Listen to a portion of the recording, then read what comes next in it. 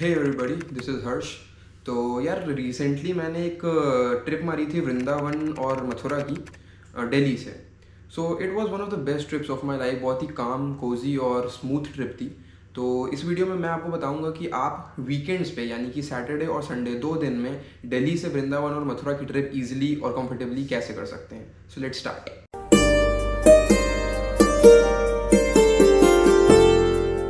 तो वृंदावन की ये 2 दिन की ट्रिप हमारी स्टार्ट होती है दिल्ली से अराउंड 1 से 1.5 घंटे का रास्ता है मथुरा पहुंचने का। सो आप ताज एक्सप्रेस या फिर NDLS SGAC एक्सप्रेस ले सकते हैं, जो कि आपको 9 बजे तक मथुरा जंक्शन पे पहुंचा देती है। मथुरा जंक्शन से 50 रुपये की टैक्सी लेंगे तो आप वृंदावन डायरेक्टली पहुंच सकते हैं। मैं यही रिकमेंड करूंगा कि मथुरा में ना स्टे करके आप सीधा वृंदावन चले जाइए और वहीं पर अपनी होटल की बुकिंग करवा के रखिए। वृंदावन पहुंचते ही आप अपने होटल में चेक इन कर लीजिए और फ्रेश होकर अपना ब्रेकफास्ट अराउंड 10-10:30 तक रैप कर दीजिए। इसके बाद तुरंत आप निकल जाइए मंदिरों के दर्शन करने के लिए।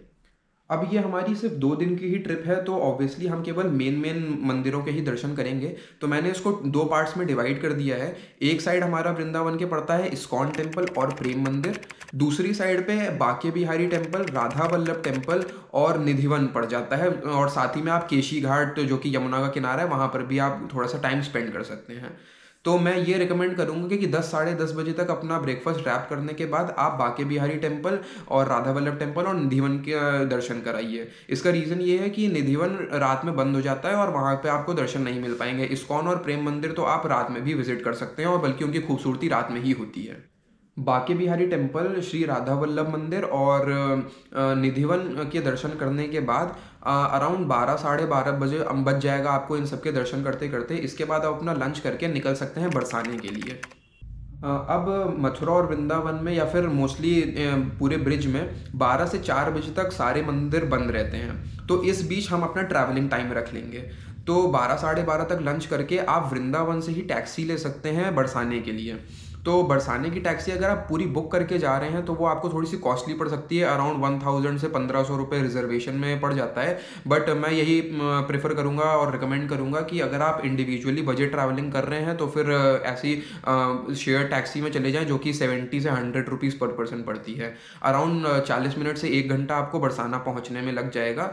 और बरसाना पहुँचने के बाद 4 साढ़े 4 बजे तक मंदिर ओपन हो जाता है श्री राधा रानी का, और वहाँ पर आप दर्शन ईजिली कर सकते हैं। ऑफ सीजन में जाएंगे तो आपको किसी भी मंदिर में भीड़ मिलने की बिल्कुल भी चांसेस नहीं है, और आप आराम से और काफ़ी देर तक वहाँ पे दर्शन कर सकते हैं। हाँ, हालांकि बरसाने में श्री राधा रानी मंदिर में आरती के टाइम आपको काफ़ी ज़्यादा भीड़ मिल सकती है, चाहे कोई भी टाइम हो।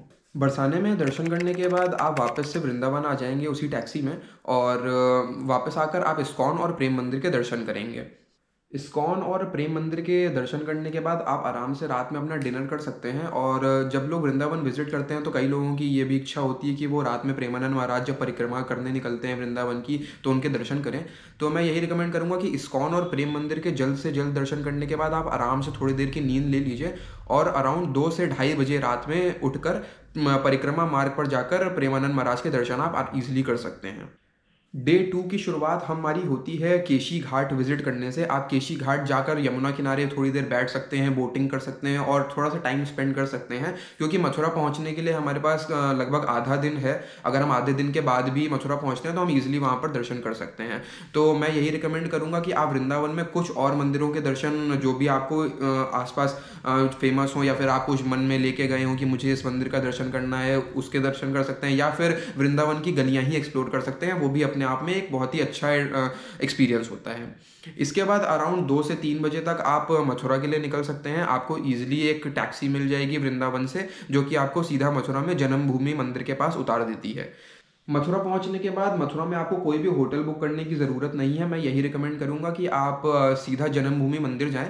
जन्मभूमि मंदिर के बगल में वहां पर आपको बैग वैग रखने के लिए हर एक फैसिलिटी अवेलेबल है। अपने बैग सबमिट करने के बाद, फ़ोन्स अलाउड नहीं है, फ़ोन्स जमा करने के बाद आप जन्मभूमि मंदिर के दर्शन करिए, और लगभग आधे घंटे से 40 मिनट में आपको वहाँ के दर्शन हो जाएंगे अगर नॉर्मल भीड़ है तो।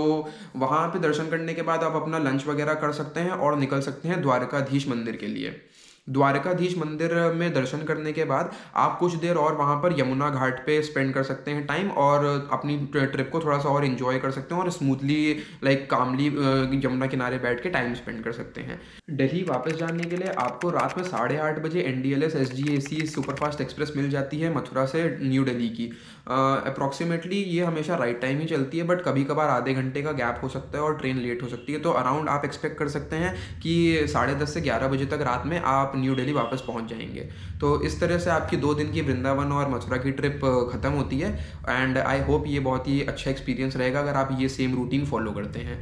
ऑब्वियसली हम सारी चीज़ें तो नहीं एक्सप्लोर कर पाएंगे इन 2 दिनों में, बट श्योरली ये 2 दिन की ट्रिप में आपने मैक्सिमम चीज़ें कवर कर ली हैं। और अगर आप फिर से इसी तरह की अगले वीकेंड ट्रिप मारना चाहते हैं या फिर किसी और मंथ में 2 दिन की ट्रिप फिर से मारते हैं, तो आप कुछ अदर पार्ट्स ब्रिज के एक्सप्लोर कर सकते हैं। तो आई होप आपको ये 2 दिन का वृंदावन और मथुरा का प्लान बहुत अच्छा लगा होगा। वीडियो पसंद आई हो तो प्लीज़ लाइक करिएगा एंड चैनल को सब्सक्राइब करना मत भूलिएगा। Thank you.